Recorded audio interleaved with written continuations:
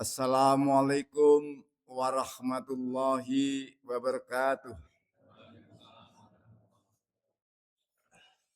Alhamdulillah, alhamdulillahilladzi anzalal Qur'an bidalil man warahmah. Asyhadu an la ilaha illallah wahdahu la syarikalah. Asyhadu anna Muhammadan abduhu wa rasuluh. Allahumma sholli ala sayyidina Muhammad wa ala ali sayyidina Muhammad amma ba'd. Ibu-ibu, bapak-bapak,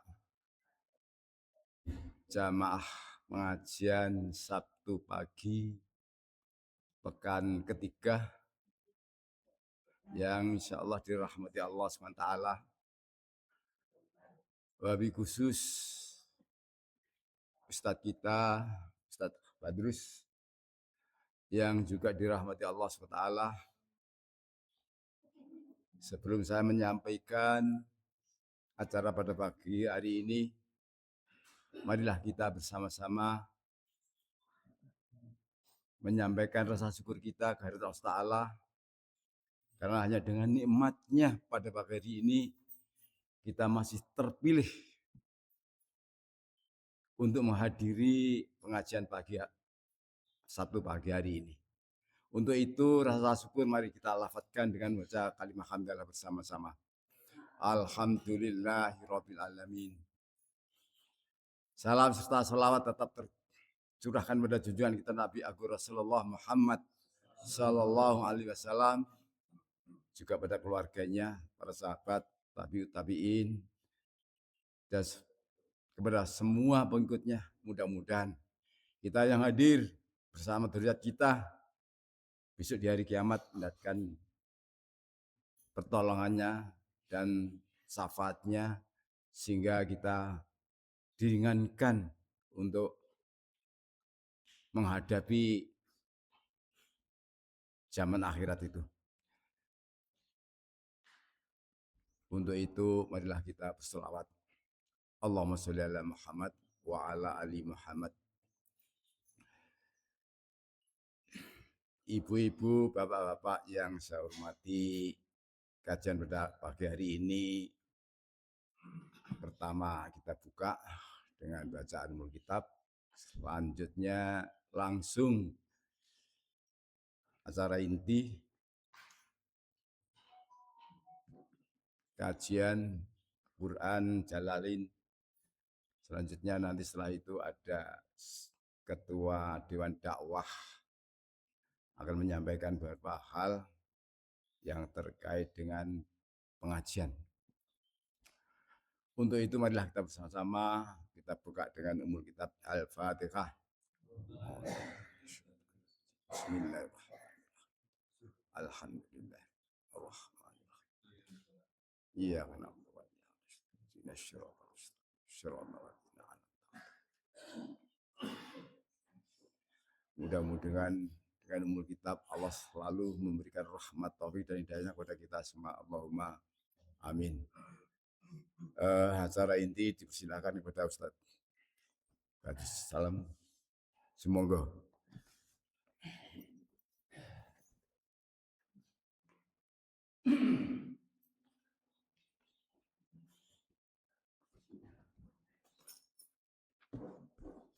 Assalamualaikum.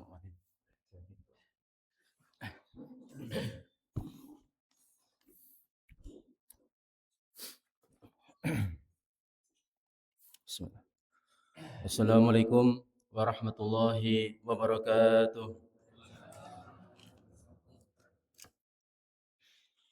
Alhamdulillahirabbil alamin, wassalatu wassalamu ala asyrafil anbiya'i wal mursalin wa ala alihi wa sahbihi ajma'in walladzina tabauhum bi ihsanin ila yaumiddin wa nahnu ma'ahum insyaallah rabbul alamin. Salatan wa salaman daimani mutalazimani ala habibina wa qurrati ayunina Muhammad sallallahu alaihi wasallam alladzi qad ballagha risalah wa adda al-amanah wa nasaha li hadhihi al-ummah wa jahada fi sabilillahi haqqa jihadihi hatta atahu al-yaqin. Qala Allah Ta'ala fil Qur'anil Karim, afala yatadabbaruna al-Qur'ana am ala qulubin akfaluha. Wa qala alaihi salatu wassalam, ballighu anni walau ayah. Sadaqallahul azim wa sadaqa rasulul karim. Amma ba'd. Para hadirin hadirat, bapak-bapak, ibu-ibu, sedaya mawon, mas-mas, mbak-mbak, yang semoga selalu mendapatkan rahmat Allah Subhanahu wa taala. Dan nikmat yang terbesar adalah nikmat hidayah. Dan hidayah terbesar adalah ketika seseorang diberi petunjuk tentang makna tafsir kalam ilahi. Karena firman Allah Subhanahu wa taala sangatlah suci. Firman Allah Subhanahu wa taala turun dari langit, tidak ada yang menyainginya. Perbandingan antara kalam Allah dengan kalam makhluk seperti Allah Subhanahu wa taala dengan makhluknya. Oleh karena itu kita bersyukur dipilih oleh Allah Subhanahu wa taala di pengajian rutinan bulanan ini untuk mempelajari kalam ilahi tersebut. Kemudian selanjutnya setelah bersyukur kepada Allah Subhanahu wa taala dan setelah bersolawat kepada Nabi Muhammad SAW yang diwakili oleh MC tadi, maka yang selanjutnya kami berterima kasih kepada pertama orang tua kami yang alhamdulillah hari ini hadir, Bapak kami Bapak Sumarlan dan juga Ibu Tuti Haryati. Bapak kami juga alumni Muratuddin ya, alhamdulillah saya mengikuti jejak beliau karena walaupun bagaimanapun pernah berjaya Muratuddin ini di tahun-tahun dulu dan menelurkan beberapa alumninya menjadi abdi negara. Dan mudah-mudahan kita doakan yayasan dan juga madrasah Muratuddin dan ke depan insya Allah pondok menjadi jaya kembali dan bermanfaat bagi nusa dan bangsa. Amin ya rabbal alamin. Selanjutnya tak lupa juga kami berterima kasih kepada guru-guru kami. Walaupun selama 3 tahun, tapi jasa mereka sangat besar sekali dalam mendidik kami di madrasah ketika itu. Ya, Bapak Ibu guru yang hadir di sini yang tidak mungkin kami sebutkan satu persatu.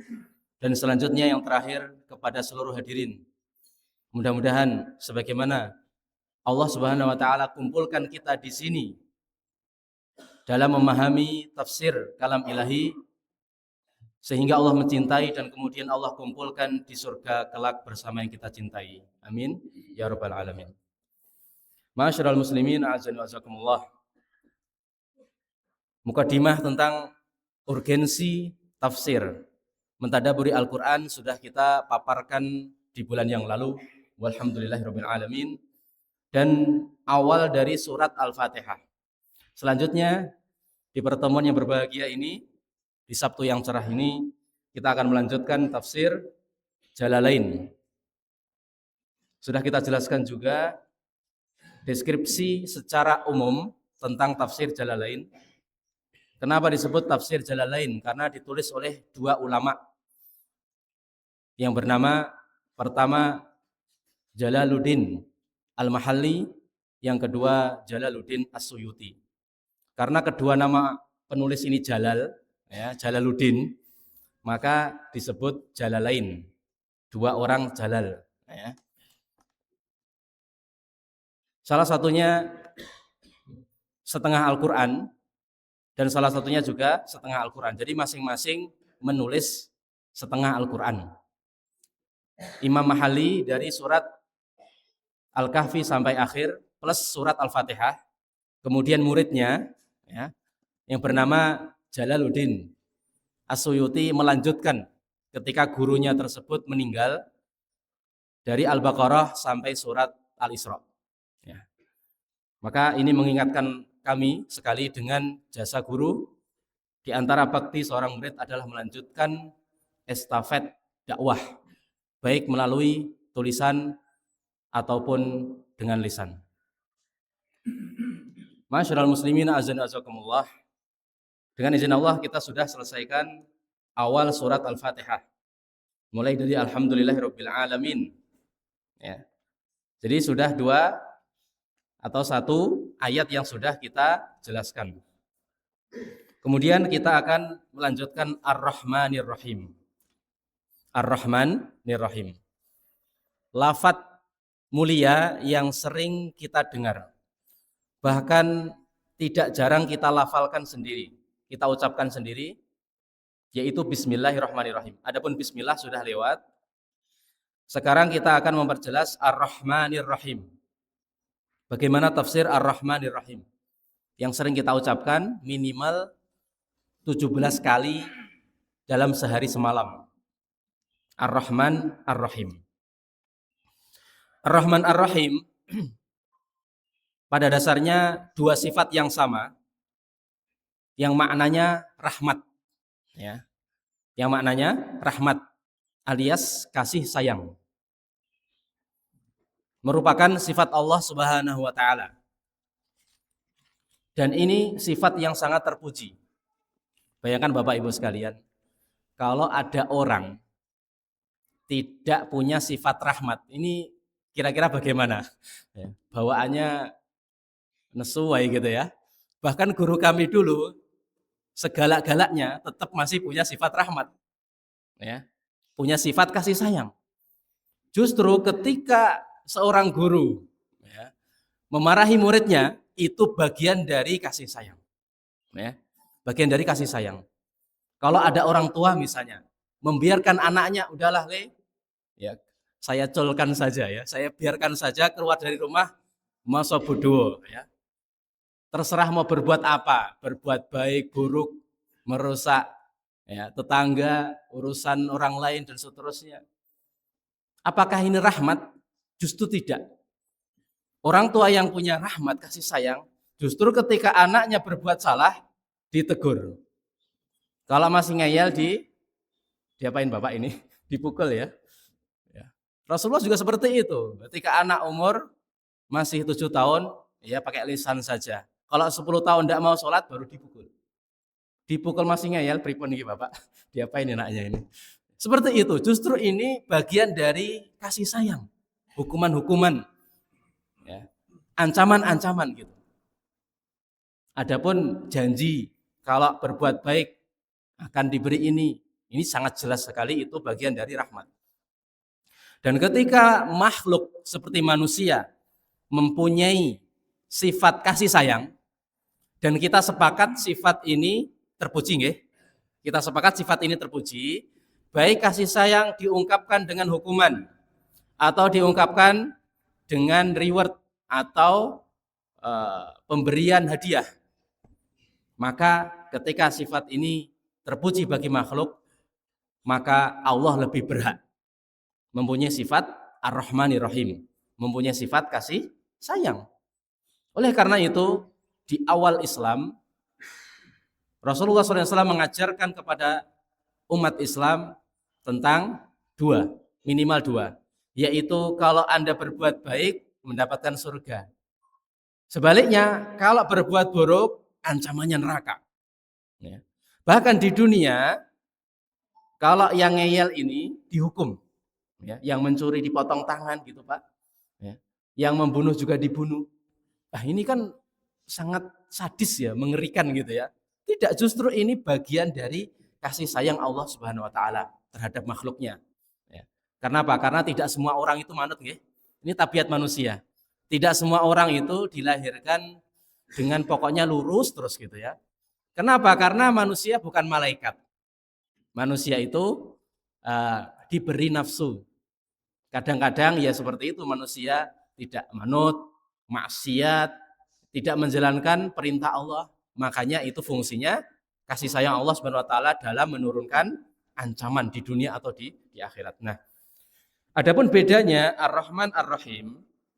Ar-Rahman ini kasih sayang Allah Subhanahu wa taala secara mutlak di dunia. Ya. Di dunia Allah tidak pandang bulu, tidak tebang pilih. Baik yang muslim, non muslim. Yang baik dan yang buruk Allah kasih rezeki, ya. Yang penting bekerja Pak ya, insya Allah dapat itu. Itu adalah sifat mubalaghah. Jadi kalau di dalam bahasa Arab Ar-Rahman itu adalah sirah mubalaghah, jadi sifat yang sangat berlebihan tapi terpuji. Adapun sifat rahmat ini diperoleh oleh seluruh makhluk. Bayangkan yang menghina Allah saja, Allah kasih. Ini adalah di dunia. Kenapa? Karena bagi Allah dunia ini tidak lebih berharga daripada sayap seekor lalat. Ya. Adapun di akhirat itu adalah sifat Ar-Rahim. Ya. Ini khusus sifat ini hanya untuk orang beriman. Untuk orang non mukmin maka di akhirat di neraka selamanya waliyatubillah. Kenapa? Karena Ar-Rahim adalah sifat khusus Allah Subhanahu wa taala digunakan untuk kaum mukminin terutama di hari kiamat. Mudah-mudahan kita termasuk orang tersebut yang dimasukkan ke dalam sifat Ar-Rahim kemudian masuk surga dengan izin Allah Subhanahu wa taala. Amin ya rabbal alamin. Nah, di sini Imam Al-Mahalli, Jalaluddin Al-Mahalli mengatakan iradatu al-khair li ahlihi. Ya, jadi Allah Subhanahu wa taala menginginkan kebaikan untuk orang yang mendapatkan sifat rahmat dari Allah Subhanahu wa taala. Dan kebaikan ini sudah saya jelaskan ada dua. Ketika Allah menghukum, ini kebaikan bagi dia. Seperti seorang orang tua menghukum anaknya. Ketika Allah Subhanahu wa taala memberi nikmat, ini juga sifat rahmat Allah Subhanahu wa taala. Masyaallah muslimin, jelas gini Ar-Rahmanir Rahim. Dua sifat yang Ar-Rahman, Ar-Rahim yang sangat luar biasa. Adapun Maliki Yaumiddin. Nah, ini kita membahas ini sangat penting. Kenapa? Karena sering kita baca ketika sholat. Ya, ketika sholat supaya semakin merenungi dan menghayati. Semakin kita cinta kepada Allah Subhanahu wa taala, mengetahui sifat-sifat Allah ini secara detail. Maliki Yaumiddin. Di antara sifat Allah Subhanahu wa taala Maliki Yaumiddin. Dalam riwayat yang lain Malik mimnya pendek. Kedua riwayat tersebut benar dari Rasulullah SAW. Adapun Malik adalah kepunyaan atau yang maha memiliki, yang maha mempunyai. Adapun bacaan Malik mimnya pendek seperti surat An-Nas, Qul a'udzu birabbin nas, Malikin nas, ya. Niku mimnya pendek nggih. Maka riwayat yang lain, Ibnu Katsir atau yang lain, Malik, ya. Artinya raja. Ya. Raja juga memiliki. Jadi dua riwayat bacaan ini tidak kontradiksi, ya. Tidak bertentangan. Allah Maha Raja dan raja itu punya sifat memiliki. Kalau ada nggak di sini yang raja tapi tidak menguasai, tidak memiliki? Kalau di dunia ada, Pak. Raja boneka gitu ya. Ya, seperti di Inggris itu kabarnya Ratu Elizabeth itu hanya boneka saja, ya, rajanya itu. Tapi yang memerintahkan, yang menguasai, punya kuasa lebih itu menteri-menterinya. Itu adalah di dunia. Dan juga di selain Inggris juga ada, ya. Panjenengan bisa melihat itu di kabar-kabar. Tapi Allah beda. Ketika Allah Subhanahu wa taala menjadi raja, otomatis Allah Subhanahu wa taala maha menguasai, maha memiliki. Di dunia ada yang memiliki, tapi bukan sebagai raja. Ya.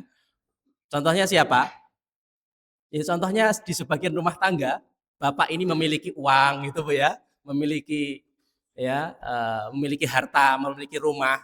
Tapi yang menjadi raja ibunya di rumah ini. Siapa? Istrinya. Ya, suami diperintahkan. Itulah di dunia. Ya. Jadi terbalik bola atau terbolak-balik. Tapi Allah Subhanahu wa taala beda. Zat yang maha kuasa ini ketika Allah itu memiliki, otomatis Allah sebagai raja seluruh jagat raya ini. Subhanallah. Maka kita semakin ya mentakdirkan atau mendudukkan Allah pada keagungan yang sangat tinggi. Nah, tapi di sini Allah mengatakan yang sangat unik, sangat menarik sekali. Maliki atau Maliki sebagai yang maha mempunyai dan raja, Yaumiddin, hari pembalasan. Yaumiddin ini apa? Hari pembalasan. Bukankah Allah Subhanahu wa taala itu maha raja dan maha memiliki di dunia juga? Tapi kenapa di sini Allah Subhanahu wa taala lebih khususkan, yaitu yang maha raja dan maha memiliki di hari pembalasan, maksudnya hari kiamat Bapak Ibu sekalian. Kenapa Allah mengkhususkan raja di hari kiamat, yang maha memiliki di hari kiamat? Kenapa? Padahal seluruh umat Islam sepakat Allah itu raja sejak zaman dulu. Di dunia, apalagi di akhirat. Nah, ini saya tambah ya tafsirnya supaya lebih lengkap di tafsir Qurtubi dan yang lain. Ya. Karena selama di dunia ada yang mengklaim raja. Satu. Sebenarnya juga disebutkan oleh Imam Jalaluddin di sini. Wa khussa bi dzikri li annahu la mulka zahiran fihi li ahadin illallah. Karena selama di dunia itu masih ada yang mengaku raja. Contohnya sang istri tadi ya, mengaku raja di rumah gitu ya. Atau presiden mengaku raja, mengaku menguasai. Jadi ada yang menyamai walaupun beda kekuasaannya. Ada nama raja di dunia ini, ada yang memiliki dunia, tapi kalau di akhirat tidak ada. Ya, di akhirat yang maha memiliki atau yang memiliki dan yang sebagai raja hanya Allah Subhanahu wa taala.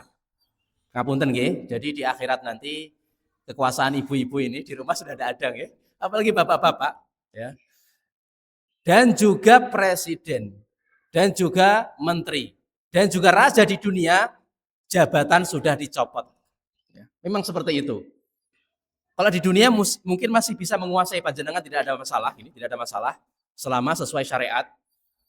Tapi kenapa Allah khususkan Yaumiddin? Karena tidak ada raja yang tidak ada memiliki kecuali Allah di akhirat nanti. Seperti firman Allah Subhanahu wa taala di surat Ghafir. Ya, di surat Ghafir ayat yang ke-16, limanil mulkul yaum lillahil wahidil qahar. Jadi nanti ada yang menyeru di hari kiamat, kerajaan siapa hari ini di akhirat nanti Pak ya? Maka Allah Subhanahu wa taala dan malaikat mengatakan lillahil wahidil qahar. Hanya Allah yang maha satu, yang maha perkasa, yang sebagai raja. Bahkan di akhirat nanti di padang mahsyar seseorang tidak bebas berkeliaran. Kenapa? Kakinya macet. Saya pengen berteduh di sana, tidak bisa. Hanya khusus yang orang beriman.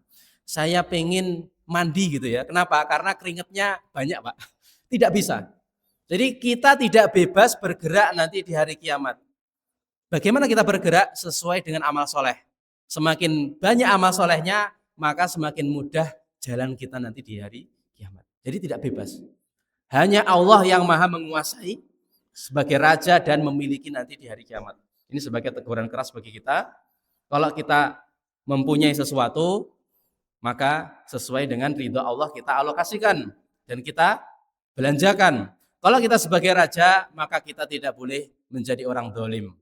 Ya, kita harus menjadi adil, harus menjalankan syariat Allah Subhanahu wa taala agar nanti tidak ditegur oleh Allah Subhanahu wa taala dalam suatu hadis, ainal jabbarun, ainal mutakabbirun, aina mulukul ard. Jadi Nabi kita bersabda, nanti Allah itu di padang mahsyar itu marah sambil mengatakan, mana yang dulu sombong?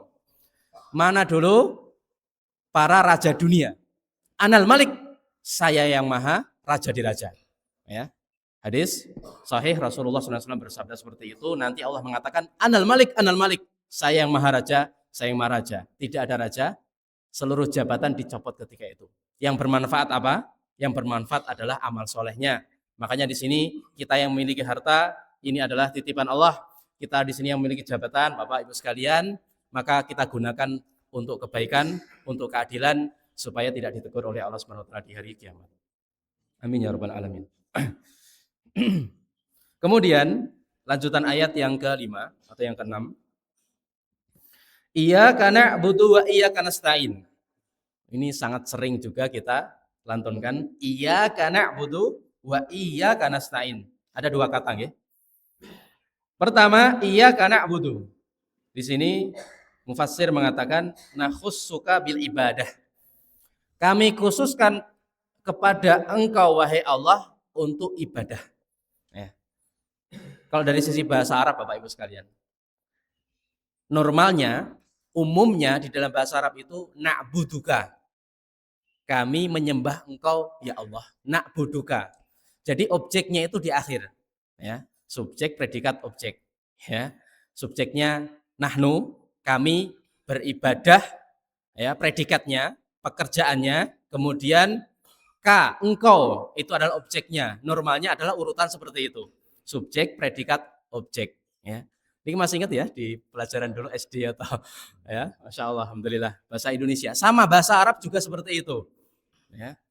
Juga seperti itu, subjek, predikat, objek. Nah, di dalam bahasa Arab terkhusus, ketika objeknya ditaruh di awal, ya, kan normalnya na'buduka, kami menyembah engkau, beribadah kepada engkau ya Allah.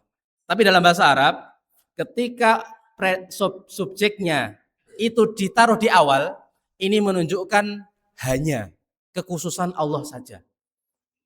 Jadi terjemahannya menjadi hanya kepada engkau kami beribadah. Ya. Jadi kalau lafadznya itu na'buduka, kami beribadah kepada engkau, ini belum menafikan kami juga beribadah kepada selain engkau, yaitu perbuatan syirik. Tapi di sini Allah mengajarkan tauhid. Jadi beliau di sini mengatakan bil ibadah min tauhidin wa ghairihi.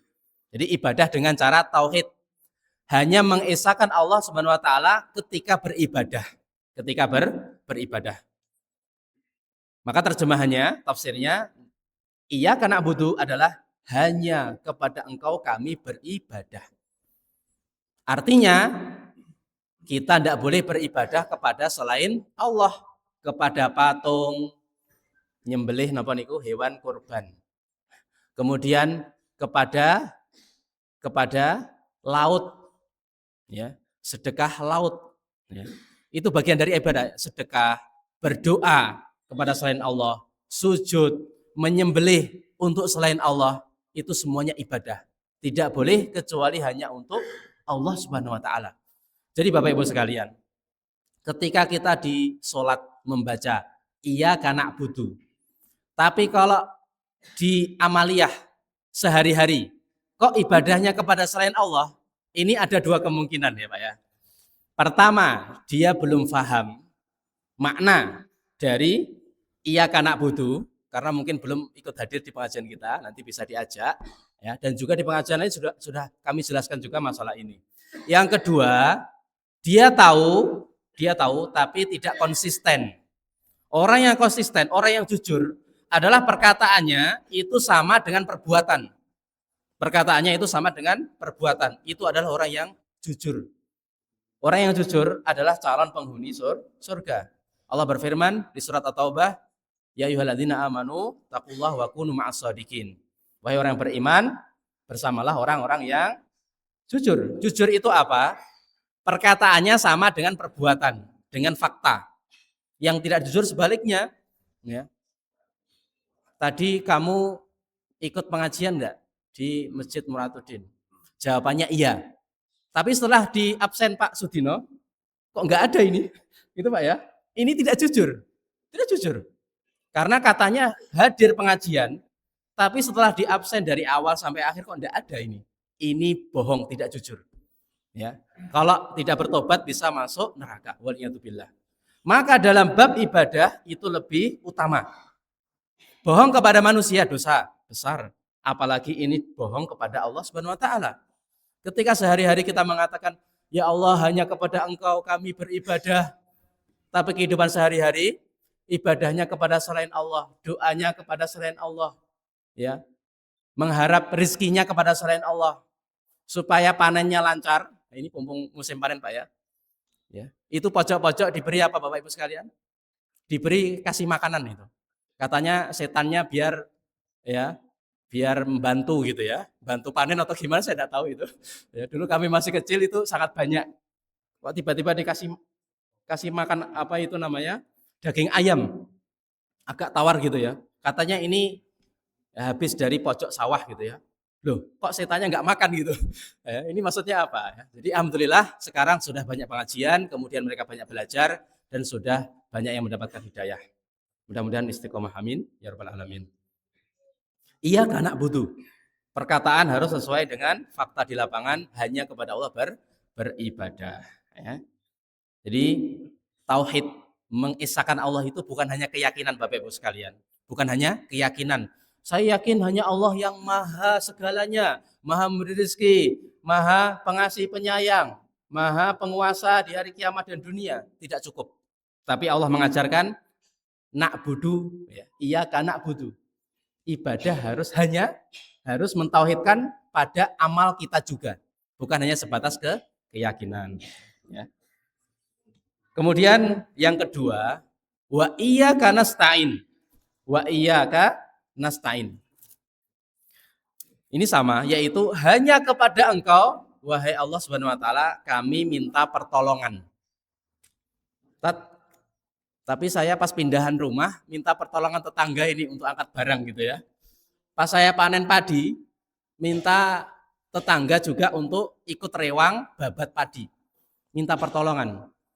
Bukannya di sini artinya adalah hanya kepada Engkau ya Allah kami minta pertolongan. Maksudnya adalah hal-hal yang tidak dimampui kecuali Allah Subhanahu wa taala. Hal-hal yang tidak dimampui kecuali Allah Subhanahu wa taala itu hanya minta kepada Allah. Contohnya apa? Mengatur kehidupan kita, memberi rizki, memberi kebahagiaan akhirat, memasukkan ke surga, ya, meminta takdir yang baik, meminta anak, ya, yang bagi belum punya anak dan seterusnya. Itu yang mampu hanya kepada Allah Subhanahu wa taala. Maka kita harus meminta hanya kepada Allah Subhanahu wa taala. Adapun suatu amalan yang makhluk juga mampu seperti angkat barang, ya, membantu untuk ngurusi, ya, mantenan dan seterusnya, itu tidak masuk ke maksud ayat ini. Karena iyyaka nasta'in babnya adalah dua. Pertama, sesuatu yang tidak dimampu kecuali Allah. Yang kedua, kaitannya dengan lafal sebelumnya. Iyyaka nasta'in maksudnya hanya kepada Engkau kami minta pertolongan untuk ibadah. Ya. Jadi di awal ayat tadi kan iyyaka na'budu, hanya kepada Engkau kami beribadah. Wa iyyaka nasta'in, hanya kepada Engkau kami minta pertolongan untuk ibadah, gitu Pak ya. Untuk ibadah supaya sholat kita sregep, lancar, khusyuk, ya. Kemudian tertib, nanti kita jelaskan insyaallah. Kemudian ibadah, zakat kita, berkorban kita, haji umroh kita, puasa kita supaya sempurna dan diterima oleh Allah Subhanahu wa taala. Kita iyyaka nasta'in, meminta pertolongan kepada Allah Subhanahu wa taala.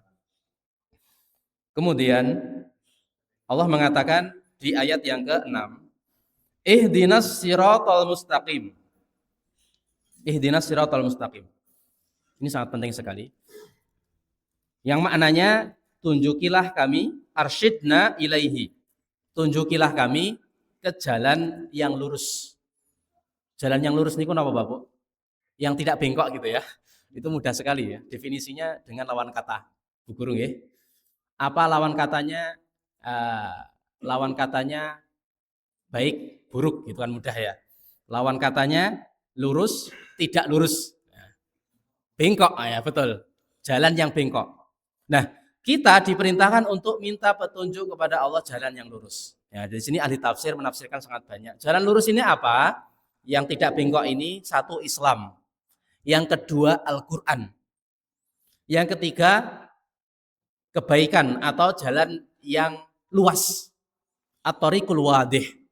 Jadi Islam itu Bapak Ibu sekalian jalan yang sangat luas lebar. Siratal mustaqim. Jalan yang lurus. Sangat jelas Islam itu A, B, tek, tek, tek, tek gitu. Kalau yang agak samar-samar urusan fikih ini adalah kekhususan yaitu toleransi. Kenapa? Karena memang dalilnya beberapa fikih itu masih kurang jelas. Maka boleh ngambil pendapat ini, itu. Tapi urusan akidah, urusan tauhid, maka ini sangat gamblang dan jelas. Dan mayoritas Islam, kewajiban sholat misalnya, itu sangat gamblang, harus kita kerjakan. Ihdinas siratal mustaqim. Nah, Jalan yang lurus ini jalan siapa gitu ya? Yaitu siratal ladzina an'amta alaihim. Yaitu jalan orang-orang yang engkau beri nikmat, ya. Orang yang engkau beri nikmat. Nikmat dengan apa? Dengan harta, jabatan, kenikmatan dunia, anak, istri atau suami pasangan gitu. Bukan. Di sini beliau mengatakan an'amta alaihim bil hidayah. Yaitu nikmat hidayah Bapak Ibu sekalian. Kita sering mendengar ya para penceramah, alhamdulillah Allah yang memberi kita nikmat ya. Dan nikmat terbesar adalah nikmat hidayah. Inilah dalil mereka ya, yaitu an'amta alaihim bil hidayah ya. Dan ini saya tambahi tafsir para ulama yang lain, yaitu tafsir dengan Al-Qur'an, dengan surat An-Nisa. Di surat An-Nisa, siapa mereka yang diberi nikmat oleh Allah? Allah jelaskan di surat An-Nisa, wa may yuti'illaha war rasula, barang siapa yang taat kepada Allah dan Rasulnya, faulaika ma'alladzina an'amallahu alaihim, maka nanti di akhirat akan dikumpulkan bersama orang yang Allah beri nikmat. Jadi orang yang taat kepada Allah dan Nabi nanti di akhirat Bapak Ibu sekalian akan dikumpulkan bersama orang yang diberi nikmat. Sama nggih? Di ayat ini an'amta alaihim, engkau beri nikmat. Kemudian di An-Nisa orang yang Allah beri nikmat. Siapa? Allah lanjutkan firman-Nya, minan nabiyyin, para nabi, wasidikin, orang-orang yang jujur Bapak Ibu sekalian, wasyuhada, orang yang meninggal mati syahid, wasolihin, dan orang soleh. Itulah yang Allah beri nikmat. Kalau kita lihat nggih, nabi kita mulai dari nabi al-anbiya wan nabiyyin, Allah beri nikmat. Apakah nabi ini orang yang kaya setiap hari? Apakah nabi ini mendapatkan nikmat sangat banyak? Anaknya nggak pernah mati. Justru yang hidup hanya Fatimah. 6 anaknya meninggal semuanya ketika nabi masih hidup. Ya. Kalau bahasa kita ini sengsara ini nabi gitu ya. Nabi juga sering, kata Aisyah, ja'al hilal. Ya, walam yuqat ya fi baitihin nar. Jadi datang 3 hilal kata Aisyah. Maksudnya 3 bulan. Tidak pernah kompor Nabi itu nyala apinya Ibu sekalian. Jadi selama 3 bulan pernah Nabi itu tidak masak. Kenapa? Karena memang tidak punya. Tidak ada bahan untuk dimasak. Apalagi gas belum ada Pak ya. Atau mungkin kayu bakar tidak ada. Karena memang Nabi seperti itu. Hidupnya sangat sederhana. Ya mungkin hanya kurma, makan sehari-hari, stok untuk tidak. Makanan yang lezat, banyak, mewah tidak. Bahkan Aisyah juga mengatakan radhiyallahu anha, ya, ma syabi'a Rasulullah SAW ya, fi yaumain atau fi salasati ayyam mutataliyah. Jadi Nabi tidak pernah selama 3 hari berturut-turut itu merasa kenyang. Kalau hari ini kenyang, mungkin besok kenyang, hari ketiga pasti lapar. Kalau hari ini kenyang, belum tentu besok ada makanan untuk dimakan. Itulah Nabi kita Muhammad SAW. Jadi kenapa Allah mengatakan mereka diberi nikmat? Karena nikmat yang terbesar itu bukan nikmat dunia, adalah nikmat hidayah. Dan hidayah terbesar yang dipunyai makhluk adalah Nabi kita Muhammad SAW. Ya, makanya beliau yang mengetuk surga dulu Pak. Sebelum yang lain itu masuk surga. Ya, seluruhnya, seluruh Nabi dan seluruh manusia, Nabi Muhammad, Nabi kita yang mengetuk surga dulu. Tak, tak, tak. Baru kemudian dibukakan malaikat Ridwan katanya. Ya, kemudian baru masuk. Makanya kalau kita ingin masuk surga, kita mengikuti Nabi kita Muhammad SAW. Amin. Terutama masalah babakan hidayah, ya, petunjuk Al-Quran, As-Sunnah yang kita gunakan sehari-hari sebagai hidayah, petunjuk mengikuti Nabi kita Muhammad SAW. Termasuk juga sidikin, orang yang jujur. Mereka diberi Allah beri nikmat jujur. Yang ketiga, syuhada, Allah beri nikmat mati syahid ketika perang melawan orang kafir seperti misalnya Yahudi gitu Pak ya, dan seterusnya. Ya. Kemudian yang terakhir orang soleh. Kalau kita tidak bisa menjadi nabi, otomatis nggak bisa Pak. Sidik, ya, orang yang jujurnya sangat besar. Ini agak berat juga walaupun mungkin, ya, karena sering bohong juga. Syuhada, wah ini peluangnya juga sulit ya untuk berangkat ke sana, nggak punya harta juga. Maka peluang yang keempat masih ada, yaitu sebagai orang soleh, ya, orang yang soleh. Ini walaupun derajatnya keempat, tapi standar minimal menjadi penghuni surga, menjadi orang yang Allah beri nikmat. Mudah-mudahan kita termasuk di dalamnya minimal. Amin ya rabbal alamin. Ihdinas siratal mustaqim siratal ladzina an'amta 'alaihim. Jadi mereka itu diberi nikmat Bapak Ibu sekalian, maka kita minimal menjadi yang soleh tadi. Nah, di sini Allah pertegas. Ayat terakhir ya. Ghairil maghdubi 'alaihim. Orang yang Allah beri nikmat ya, yang 4 tadi dan kita mudah-mudahan termasuknya itu bukan al-maghdubi 'alaihim yang Allah murkai. Ya. Di sini penulis mengatakan wahumul yahud. Mereka adalah orang-orang Yahudi. Ya, jadi kenapa orang Yahudi dimurkai? Karena mereka tahu kebenaran. Di kitab mereka bernama Taurat tertulis nama nabi. Ya, tertulis nama nabi. Dan sifat-sifat nabi. Nanti akan turun di akhir zaman, ya, di akhir para nabi, sifatnya seperti ini. Dan ketika Nabi Muhammad diutus, makanya orang-orang Yahudi itu ada di mana? Ada di Madinah. Ya. Kenapa? Karena memang menunggu. Itu sejarahnya. Karena memang menunggu kemunculan Nabi. Ya. Ternyata yang muncul bukan dari golongan mereka. Bukan dari golongan orang Yahudi. Tapi dari keturunan orang Arab. Akhirnya mereka dengki iri. Tahu kebenaran, kalau itu Nabi, tanda-tandanya sudah jelas. Di sini ada khotam, ada tanda. Seperti bulat gini, daging tumbuh, ya, lingkar seperti cincin di sini, khotamun nubuwah, seperti di surat Al-Ahzab. Mereka tahu itu, sudah dicek juga. Tapi karena ini bukan dari golongan mereka, ini fanatik Pak ya. Akhirnya tidak mau menerima kebenaran, yaitu beliau Rasulullah SAW sebagai Nabi. Bahkan mereka menentang, memerangi Nabi.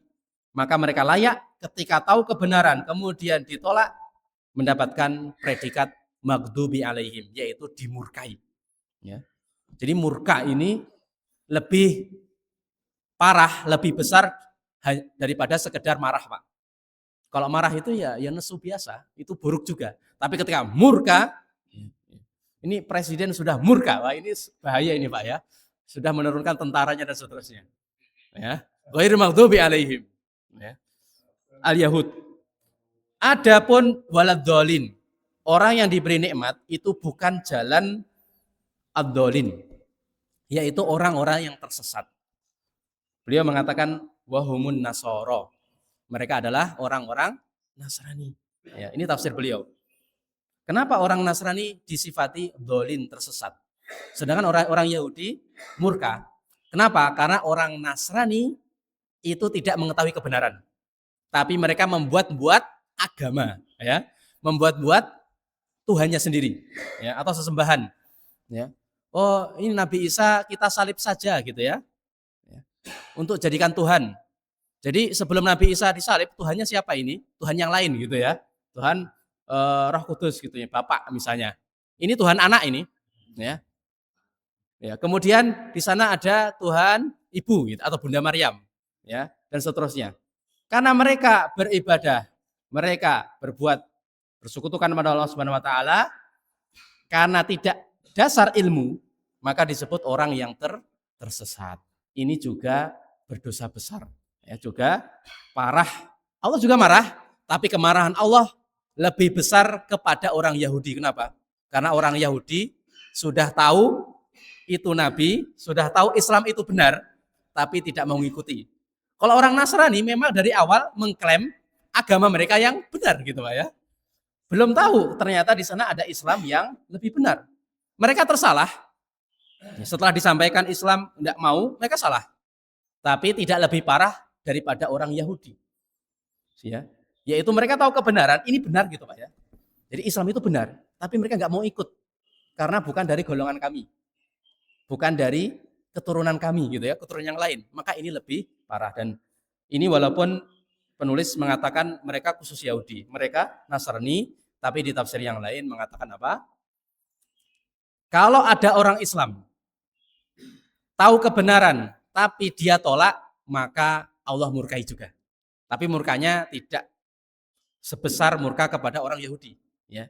Allah marah, bisa masuk neraka juga walaupun tidak kekal selamanya. Ini hati-hati bagi kita.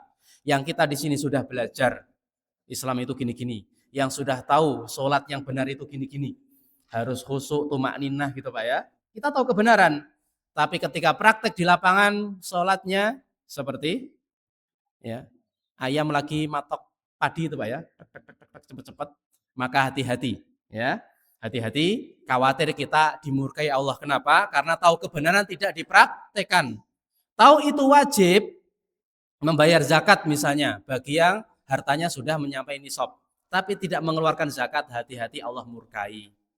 Tahu jujur itu wajib, tapi malah bohong, malah nyebar hoax, kebohongan di internet, di share, komen, dan sebagainya, itu juga Allah murkai. Dan peringatan bagi kita, janganlah kita menjadi orang yang tersesat. Tidak mau belajar, orang yang bodoh, kemudian malah beramal sesuatu tidak sesuai petunjuk Nabi, tapi menganggap itu benar. Itu termasuk golongan seperti orang Nasrani, ya, yaitu beramal tidak sesuai dengan petunjuk Nabi karena tidak mau belajar. Waladhdallin, setelahnya apa Pak ayatnya? Amin gitu ya? Bukan. Jadi amin itu ketika kita sholat itu bukan termasuk ayat terakhir dari surat Al-Fatihah, bukan. Tapi itu tambahan terutama ketika sholat. Amin itu maknanya adalah istajib. Dalam bahasa Arab adalah ismul fi'li, yang artinya adalah kabulkan ya Allah. Cara melafalkannya tolong yang benar nggih. Sebagian masyarakat itu salah. Ya. Amin atau amin. Nah, yang tepat adalah amin. Ya, amin. Jadi hamzahnya dan mimnya itu panjang. Amin. Ya. Tapi kalau amin artinya apa? Berimanlah gitu. Kan salah kaprah ini, ya. Percayalah wahai Allah. Ini sangat jauh sekali. Nah, kalau amin amankanlah. Amankanlah gitu ya. Ya. Ini kayak memerintahkan kepada tentara ini Pak ya, atau kepada polisi ini. Amankanlah tidak. Tapi amin. Boleh A-nya agak panjang atau pendek, yang penting lebih dari satu harokat. Amin. Agak panjang tidak masalah. Itu tidak mengurangi arti. Jadi hamzahnya dan mimnya itu panjang.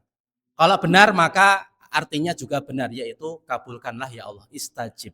Kenapa? Karena di surat Al-Fatihah ini mengandung doa. Mengandung doa. Yaitu apa? Ketika kita berdoa, ihdinas siratal mustaqim. Ya Allah, tunjukilah kami jalan yang lurus, jalan Islam. Jalan orang yang kau beri nikmat, bukan orang yang tersesat dan juga yang dimurkai, bukan Yahudi dan Nasrani. Nah, sebelum kami tutup, ini ada pertanyaan. Bukankah kita berdoa setiap hari, minimal 17 kali, 17 rakaat ketika membaca ihdinas siratal mustaqim. Ya Allah, tunjukilah kami jalan yang lurus. Jalan yang mereka sudah kita sebutkan panjang lebar. Tapi kenapa mayoritas masyarakat masih ikut jalan bengkok, Pak? Ya, masih ikut jalan yang enak-enak di dunia gitu ya, sengsara di akhirat. Bahkan mereka banyak yang tersesat. Apakah mereka tidak doa ini? Mereka berdoa. Alasannya para ulama mengatakan ada beberapa kemungkinan. Satu, ini bisa jadi mayoritas. Pertama, karena mereka tidak mentadaburi, tidak paham arti ihdinas siratal mustaqim. Tidak paham arti doa. Kenapa? Karena salah satu syarat dikabulkannya doa adalah tahu artinya. Ya, tahu artinya. Rasulullah bersabda, "Ud'ullaha wa antum muqinuna bil ijabah, fa innallaha la yastajibu min du'ain ghafilin lahin." Yang artinya Nabi bersabda, berdoalah kepada Allah dalam keadaan Anda yakin diijabahi. Kenapa? Karena Allah tidak mengabulkan, tidak menerima doa orang yang lalai, orang yang bermain-main. Di antaranya adalah orang yang tidak tahu maknanya, orang yang lalai. Ihdinas siratal mustaqim, tapi lagi ngelamun, mikirin hutang gitu Pak ya. Itu tidak dikabulkan. Ya. Atau jadi dia tahu artinya tapi lalai. Atau yang pertama, ihdinas siratal mustaqim. Apa iki artinya ya? Ini apa bedanya dengan mantra Pak ya? Kalau kita tidak tahu artinya, maka tidak Allah beri diijabah juga. Jadi syarat mutlak diijabahi adalah kita faham arti doa. Maka ini pentingnya belajar. Mudah-mudahan kita termasuk golongan orang yang diberi hidayah, karena kita ketika berdoa tahu maknanya, dan kita sholat kita semakin khusyuk pada Allah Subhanahu wa taala. Allahumma amin ya rabbal alamin. Demikian, karena waktu sudah menunjukkan waktu lebih. Mudah-mudahan kita termasuk orang yang diberi hidayah, mendapatkan nikmat Allah Subhanahu wa taala, dikumpulkan bersama orang-orang yang Allah beri nikmat, baik itu nabi, orang yang siddiq, orang yang mati syahid, dan minimal kita menjadi orang-orang yang soleh. Amin ya rabbal alamin. Mudah-mudahan setelah ini kita membaca surat Al-Fatihah semakin khusyuk, kita membaca sehari-hari ini semakin memaknai, sehingga sholat tersebut bisa mencegah perbuatan dari keji yang mungkar. Inna sholata tanha anil fahsya'i wal munkar. Sungguhnya sholat itu maksudnya sholat yang dikerjakan dengan khusyuk, dengan sungguh-sungguh, tahu maknanya, bisa mencegah perbuatan dari keji dan mungkar. Mudah-mudahan kita termasuk golongan di dalamnya. Allahumma amin ya rabbal alamin. Demikian, mudah-mudahan yang sedikit ini bermanfaat. Kita akan lanjutkan di pertemuan bulan depan. Kami menunggu dari panitia, kita mulai dari surat Al-Baqarah depan atau dari belakang surat An-Nas. Barakallahu fikum. Kalau ada salahnya mohon maaf. Segala benarnya itu dari Allah Subhanahu wa taala. Usikum wa nafsi bitaqwallahi faqad fazal muttaqunal mu'minun. Wa akhiru da'wana alhamdulillahi rabbil alamin. Wassalamualaikum warahmatullahi wabarakatuh.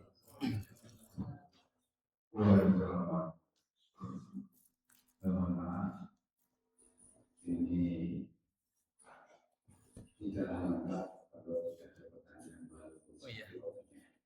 Lupa saya, Pak. Iya.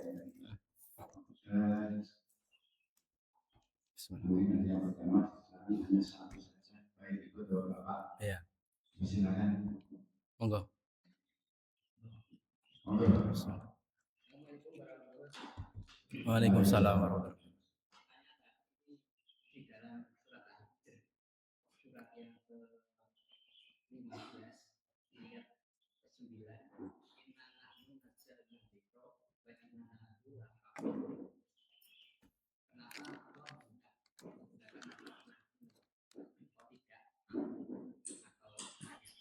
Iya.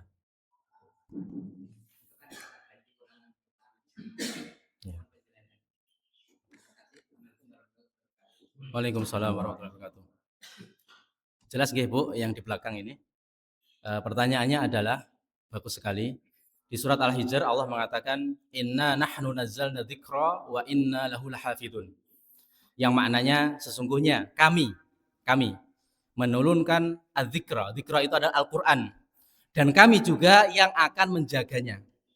Ya, sebelum saya jawab dulu, dan ini kita harus tambah yakin nggih. Kenapa Al-Quran ini kitab yang paling otentik, yang paling valid sejak diturunkan sampai nanti hari kiamat sampai sekarang itu tidak pernah berubah. Tidak pernah berubah. Tidak ada yang mampu mengutak-ngatik. Sedangkan Taurat, Zabur, ya, Injil, ya, dan Suhuf Ibrahim, Suhuf Musa dan yang lain sebelum Al-Quran itu manusia mampu mengutak-ngatik. Kenapa? Karena Allah tidak berjanji, tidak menjamin keotentikan ya, kitab selain Al-Quran. Ya, dan kita yakin. Monggo kalau kita ada yang mau nyoba, pasti akan banyak yang membantah. Ya. Dan Al-Quran tidak mungkin lupa. Kalau kita bakar seluruh mushaf di dunia, masih banyak penghafal Al-Quran. Ya. Masih banyak penghafal Al-Quran. Dan mustahil penghafal Al-Quran itu lenyap. Karena Allah yakin itu jaga sampai dari dulu sampai hari kiamat. Ya. Dan ini fakta di lapangan sesuai dengan firman Allah Subhanahu wa taala, maka ini maha benar Allah dengan segala firman-Nya. Pertanyaannya, ya. Nahnu yang artinya kita. Itu kan menunjukkan banyak, Pak ya. Menunjukkan banyak, betul. Padahal Allah itu satu. Ini gimana maksudnya? Ya. Pertama, jawaban pertama adalah ini termasuk ayat mutasyabihat, ayat samar-samar. Kenapa? Karena di sana ada ayat yang menunjukkan Allah satu, yaitu surat Al-Ikhlas. Maka konsep Ahlussunnah wal Jamaah dalam metode tafsir yang benar, tafsir bil ma'tsur adalah raddul mutasyabih ilal muhkam, yaitu mengembalikan yang samar kepada yang jelas. Kalau kita ingin mengetahui Allah itu ada berapa gitu ya, yaitu di surat Al-Ikhlas. Qul huwallahu ahad. Katakan, wahai Muhammad, dia Allah Subhanahu wa taala itu satu, ahad. Jadi kata satu ini bu guru bahasa matematika Bu, ya Bu Atik mana? Enggak ada ya. Ya. Masih ingat saya namanya. Wallahu ahad. Ya. Dia itu satu, wahid. Satu itu beda dengan dua. Satu ditambah satu sama dengan 11 Bu. Satu kan 11 ini ya. Ini contohnya ya. Jadi satu itu beda. Satu itu satu. Tidak dua, tidak tiga, tidak 1,5. Ini sangat gamblang kalau ingin mengetahui Rob Tuhan kita itu berapa jumlahnya. Ya. Lah, itu jawaban pertama. Kalau ingin mengetahui maka dikembalikan yang samar kepada yang jelas gamblang. Yang kedua, di dalam bahasa Indonesia dan Arab, ketika seseorang ingin mengagungkan diri sendiri itu menyebutkan jamak. Kita sering mendengar ya Pak Presiden atau misalnya pejabat negara atau mesti ustadz misalnya atau kiai gitu ya. Ketika di atas mimbar ya, kami yang di sini, yang berdiri di sini, kami yang berdiri di sini. Padahal dia sendirian Pak. Tapi kenapa mengatakan kami? Karena untuk mengagungkan. Karena dia berhak lebih agung daripada yang mendengar gitu, punya jabatan. Maka Allah lebih berhak mengagungkan dirinya sendiri dengan kami. Tapi itu zatnya satu, lafalnya kami, tidak ada masalah di bahasa Indonesia dan bahasa Arab. Jawaban ketiga. Kami menjaga, kami menurunkan Al-Qur'an, kami yang menjaganya sampai hari kiamat. Di dalam fakta lapangan Allah yang menurunkan, ya. Allah mampu menurunkan sendiri kepada Nabi, tapi Allah punya hak prerogatif untuk menurunkan melewati malaikat Jibril. Jadi Allah tidak sendirian. Kami maksudnya Allah bersama malaikat Jibril, ya, menurunkan itu kepada Nabi kita Muhammad SAW. Wa inna lahu lahafidun. Di fakta lapangan Allah menjaga otomatis dengan takdirnya yang prerogatif itu, ya, yang memaksa manusia ya, di hal-hal tertentu, tidak semuanya Pak ya. Yang kedua, di lapangan yang menjaga siapa? Anak kita yang hafid. Ya, yang menjaga malaikat. Yang tidak manut itu dihukum gitu ya. Dan seterusnya. Jadi ya di fakta lapangan yang menjaga Al-Qur'an ini siapa? Jumlahnya banyak, Pak. Para sahabat menjaga Al-Qur'an dihafal. Kemudian murid-muridnya sampai anak-anak kita dan panjenengan insya Allah ada yang hafid di sini. Jadi yang menjaga Al-Qur'an ini siapa? Lebih dari satu. Makanya Allah mengatakan lahafidun. Kita bareng-bareng di sini menjaga. Demikian ada 3 jawaban, mudah-mudahan dimengerti. Kalau perlu murojaah diulang nanti bisa dilihat di rekamannya. 1 pertanyaan saja Pak ya. Insya Allah mudah-mudahan pekan depan bisa kita lebih gasik dan bisa lebih banyak pertanyaan. Tapi ketika tidak ada, mudah-mudahan ini menunjukkan kejelasan dan kegamblangan penjelasan ini. Barakallahu fikum. Saya kembalikan kepada moderator. Jazakumullah khairan.